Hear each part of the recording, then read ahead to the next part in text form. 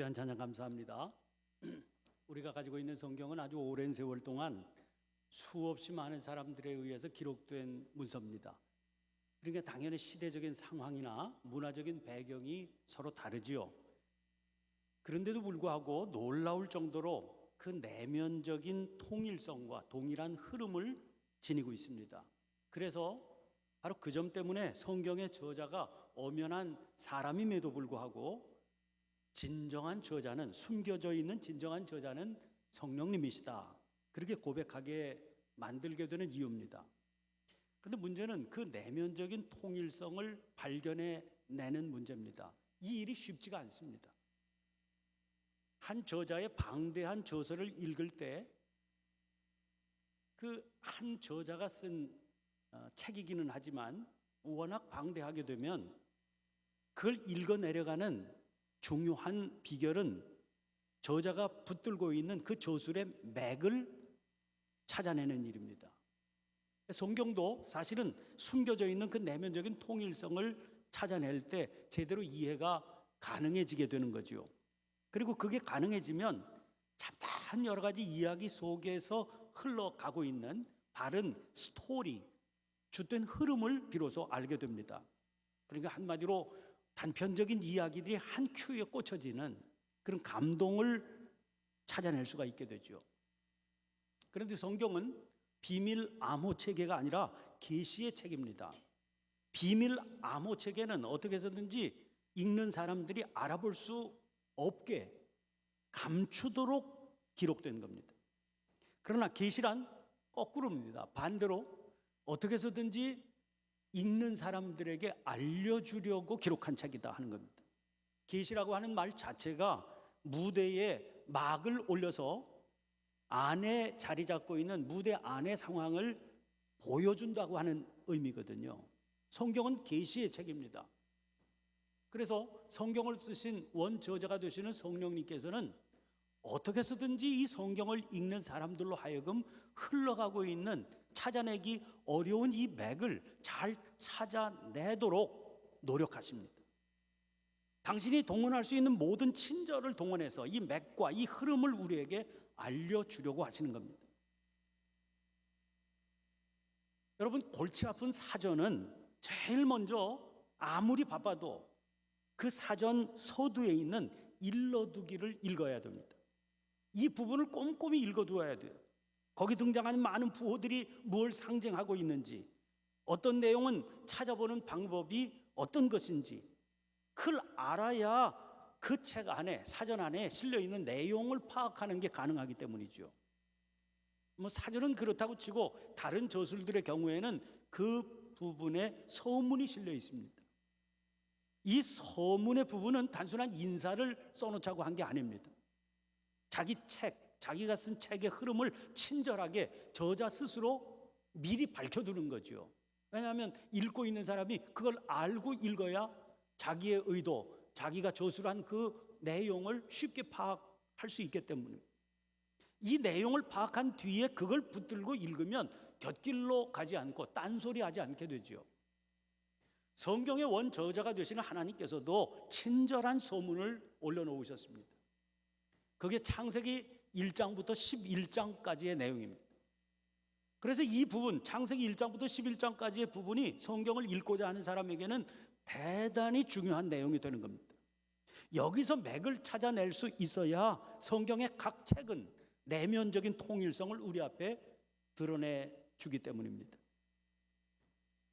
그 1장부터 11장까지 중에서 오늘 첫 구절, 1장 1절 말씀을 함께 읽은 겁니다. 태초에 하나님이 천지를 창조하시니라. 너무나 간단한 내용이죠. 그런데 우리가 주목해 보아야 될 것은 이 문장의 형태입니다. 하나님이 천지를 창조하시니라, 창조하셨다는 선언문의 형태입니다. 선언적인 그 형태가 담고 있는, 우리에게 말하고자 하는 메시지가 있습니다. 선언이라고 하는 건 뭡니까? 토론이 필요 없는 겁니다. 우리 창천교회의 자랑은 3.1절이 되면 3.1절 기념 예배를 드리는 겁니다. 우리나라 최초로 우리 교회에서 이 예배를 드렸고요. 지금은 지역 내 교회들이 함께 모여서 예배를 드리는 것으로 그렇게 소문이 나서 부임한 지 며칠 안 되는 저도 그 내용은 미리 알고 왔습니다. 이것을 보고 이제 국내외 다른 교회들도 따라서 드리게 됐습니다. 보편적으로 3.1절 기념 예배를 교회들이 드리는 교회가 많지요. 이 예배 때 저는 참석을 한 번도 해보지는 않았습니다만 반드시 독립선언문 낭독을 하게 될 겁니다. 여러분, 독립선언문 읽어보셨어요? 선언문입니다. 그 선언문 어디에도 우리는 이렇게 생각하고 이렇게 주장하는데 함께 머리를 맞대고 우리가 선언하는 내용이 맞는지 틀린 것인지 토론해 보자, 의견을 한번 추구해 보자, 이런 내용 없습니다. 그런 점에서 선언문이라고 하는 것은 지극히 일방적입니다. 그 선언의 내용은 증명이 필요 없다고 하는 확신에서부터 비롯됩니다. 여러분, 우리가 독립선언문을 발표했을 때 일본 쪽에서 어떻게 이 독립선언을 받아들이겠습니까? 그래서 당연히 핍박하고 투옥하고 고문한 겁니다. 그러나 아무리 우겨대고 따져보자고 그래도 우리 민족은 이 문제에 관한 한 논의의 여지가 없다는 겁니다. 토의할 필요도 없다는 겁니다. 그래서 물러설 수도 없고 타협할 수도 없는 겁니다. 그래서 선언문의 형태로 발표하는 겁니다. 하나님의 창조는 선언의 형태로 되어 있습니다. 창조과학회라고 하는 곳에서 하나님의 창조를 과학적으로 증명하기 위해서 과학적인 지식을 동원해서 설득을 시도합니다. 필요 없는 건 아니지요. 그러나 아무리 과학적인 지식을 동원해서 합리적으로 접근을 해도요, 그렇다고 해서 그렇게 그 방법이 모든 사람들을 설득해낼 수는 없습니다. 선언은 그 대상인 우리를 향해서 당신이 인정하건 인정하지 않건 우리는 이렇게 발표하니까 당신에게는 두 길만이 있다 하고 얘기하고 있습니다. 이 선언의 내용을 받아들이든지 아니면 받아들이지 않든지 두 길 중에 하나인 겁니다. 창세기 1장 2절 이하의 성경 전체는 이 선언에 대해서 1장 1절의 이 내용에 대해서 아멘 이렇게 받아들이는 사람에게만 해당이 되는 내용입니다. 선언의 형태로 제시가 됐는데 이걸 나는 믿지 못하겠다, 받아들이지 못하겠다, 그렇게 생각하는 사람에게는 1장 2절 이하의 내용은 아무런 의미도 없는 겁니다. 하나님이 천지를 창조하셨다는 이 사실을 받아들이지 않고도 사람들은 산상수훈의 내용을 자기 식대로 해석할 수 있습니다. 자기 식대로 좋아할 수 있습니다. 성경의 모든 구절들을 자기 입맛대로 골라 뽑아 좋아할 수도 있습니다. 그러나 사실은 엄격한 의미에서 그건 아무런 의미도 없는 행위입니다. 이 내용을 받아들이지 않고도 얼마든지 성경을 읽을 수 있습니다. 자기 식대로 이해하고 풀어서 설명할 수도 있습니다. 그러나 그것은 원저자이신 하나님의 뜻과는 전혀 관계가 없는 일입니다. 맥과 관계없다 그 말이죠. 그러니까 그렇게 하는 모든 수고가 다 헛것입니다. 그래서 창세기 1장 1절 성경의 제일 서두는 선언의 형태로 되어 있는 겁니다. 그러면 여러분, 창조하셨다고 하는 이 말 속에 담긴 의미는 무엇이겠습니까? 만들어진 것입니다. 창조된 것입니다. 무엇인가가 만들어졌다고 하는 의미는 그 만든 존재에 의해서 존재 의미가 부여되었다 하는 뜻을 담고 있습니다. 아무런 의미 없이 만들어진 것은 이 땅에 존재하지 않지요. 세상에 존재하는 모든 만들어진 것들은 만들어진 목적을 품고 있게 마련입니다. 그걸 우리는 쓸모 이렇게 말할 수 있죠. 쓰임새 이렇게 말할 수 있습니다. 그게 존재하는 이유입니다. 그 존재하는 이유는 창조한 존재가 결정하는 겁니다. 자기가 자기의 의미를 결정하지 않고 창조한 존재가 그것을 결정합니다. 하나님께서 천지를 창조하셨다 이렇게 선언되어 있습니다. 이걸 받아들이는 사람에게 성경의 의미가 있다고 말씀드렸죠. 그러면 그 속에는 무슨 뜻이 또 담겨 있는 겁니까? 천지를 창조하셨기 때문에, 하나님께서 천지를 창조하셨기 때문에 하나님께서 천지의 존재 의미를 결정하신다 하는 의미를 담고 있는 겁니다. 이걸 받아들이라는 겁니다. 하나님께서 천지를 창조하셨습니다. 천지, 즉 하늘과 땅, 해와 달과 별, 그리고 동물과 식물들, 그리고 사람, 그 모든 것들은 이 땅에 우연히 존재하는 것일 수가 없습니다. 그러므로 창조주 하나님께서 정해주신 존재의 이유가 있다, 그런 말입니다. 거듭 말씀드리지만 이것을 받아들이고 받아들이지 않고는 개인의 자유입니다. 그러나 적어도 하나님을 믿는다는 건 뭡니까? 이 사실을 객관적으로 받아들이기로 결단했다, 그런 의미입니다. 이 의미가 담겨 있지 않은 믿음은 그건 잘못된 믿음입니다. 여러분, 이 사실 하나만 확실히 짚고 넘어갈 필요가 있습니다. 당신은 존재 이유가 있는 겁니다.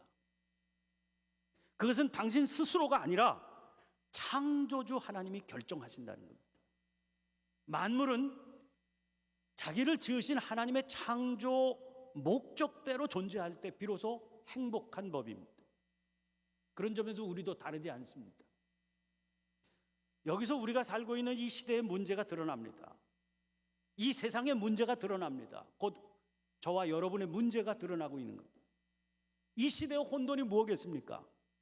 이 세상의 혼란의 뿌리에는 뭐가 있는 겁니까? 우리들이 때로 흔들리고 방황하는 그 밑에는 도대체 뭐가 흐르고 있는 겁니까? 창조주 하나님의 말씀? 다시 말해 창조의 목적을 묻지 않고 살기 때문입니다. 여러분, 스마트폰을 야구공으로 쓰는 것은 자유입니다. 그러나 어떻게 그걸 사람의 자유라고 강변할 수 있겠습니까? 존귀한 가치는 그것 때문에 땅에 떨어져 있고 주어진 생애의 시간들은 낭비되어서 새나가고 있을 뿐입니다. 그래서 오늘 여러분에게 묻습니다. 우리는 누구든지 얼마인지는 모르지만 주어진 시간만 살 수 있을 뿐입니다. 그런데 한번 흘러간 시간은 되돌릴 수 없습니다. 지금 당신이 왜, 그리고 무엇 때문에 여기 존재하는지 알고 살아가느냐 하는 것을 묻고 싶습니다. 그것 때문에 세 끼 밥을 먹어야 하는 분명한 이유를 아십니다. 그것 때문에 8시간 잠을 자야 하는 이유를 알고 계시. 땀 흘리려 공부하고 취직하고 돈을 벌어야 하는 그 이유를 알고 시간을 채워가고 있느냐, 그렇게 묻고 싶습니다. 누군가를 사랑하고 결혼해서 자식 낳아서 길러야 하는 이유를 분명히 알고 사느냐 하는 겁니다. 하다못해 쌍꺼풀 수술을 왜 해야 되는지, 턱뼈는 왜 잘라내야 되는지 그 이유를 알고 있느냐는 거예요. 왜 그렇게 해야 되는지. 믿음은 허황되고 막연한 행위가 아닙니다. 이걸 바로 알고 그 목적 위에 살아가게 하는 힘이 곧 믿음인 겁니다. 그렇기 때문에 바른 믿음을 붙들고 살아가는 사람은 아무도 못 당합니다. 어떤 상황 속에서도 흔들리지 않고 담대하고 평안할 수 있습니다. 주님께서 요한복음 16장 33절에 말씀하십니다. 이것을 너희에게 이르는 것은 너희로 내 안에서 평안을 누리게 하려 함이라. 세상에서는 너희가 환난을 당하나 담대하라, 내가 세상을 이겼노라. 글쎄, 젊은 여러분들이 살아가는 인생길에 무슨 파도와 환난이 기다리고 있을지 그건 아무도 알지 못합니다. 그러나 그것이 어떤 것이든 바른 믿음의 터 위에만 서 있으면 그는 흔들리지 않습니다. 담대하게 살아갈 수 있습니다. 그런데 저는 오늘 설교 제목을 창조 프로젝트 이렇게 정했습니다. 그렇게 쓴 이유가 있습니다. 하나님의 창조는 플랜이 아니라 프로젝트입니다. 플랜이라고 하는 건 뭡니까? 그림을 그리는 일이지요. 그건 혼자 하는 겁니다. 그것에 비해서 프로젝트라고 하는 것은 실제로 만들어가는 일인데, 이건 누군가와 함께 하는 행위를 의미합니다. 하나님께서는 그 태초에 창조를 끝내 놓으시지 않았습니다. 만약 창조를 끝내 놓으셨다면 창세기 1장 2절 이하의 말씀은 의미가 없지요. 하나님께서는 태초에 천지를 지으시면서 우리 인간과 함께 당신의 플랜을 이루어 가시는 그런 프로젝트를 구상하시고 제시하신 것. 그런 의미에서 우리는 하나님의 창조의 파트너입니다. 이게 저의 영광이고 여러분의 영광입니다. 이게 저의 면류관이고 여러분의 면류관입니다. 이 일에 서 있을 때 사람은 존귀한 겁니다. 이 목적을 추구하고 살아갈 때 사람은 영화로운 존재가 되는 겁니다. 흙덩어리에 불과한 존재가 아니라 생명체가 될 수 있는 겁니다. 우리를 통해서 하나님의 영광은 빛을 발하게 되고 우리를 통해서 세상은 온전한 행복을 맛보게 될 것입니다. 여러분, 이 복된 주일날 여러분들의 발걸음이 이 전을 향하셨는데 무엇을 붙들고 가시겠습니까? 저는 창세기 1장 1절 말씀을 여러분들에게 소개해드리면서 이 위대한 사역에 여러분을 초대하고 싶습니다. 우리 인생은 그렇게 살 때 비로소 살아볼 만한 것이 되는 겁니다. 그리고 우리의 젊음은 불태워볼 만한 가치를 지니게 될 것입니다.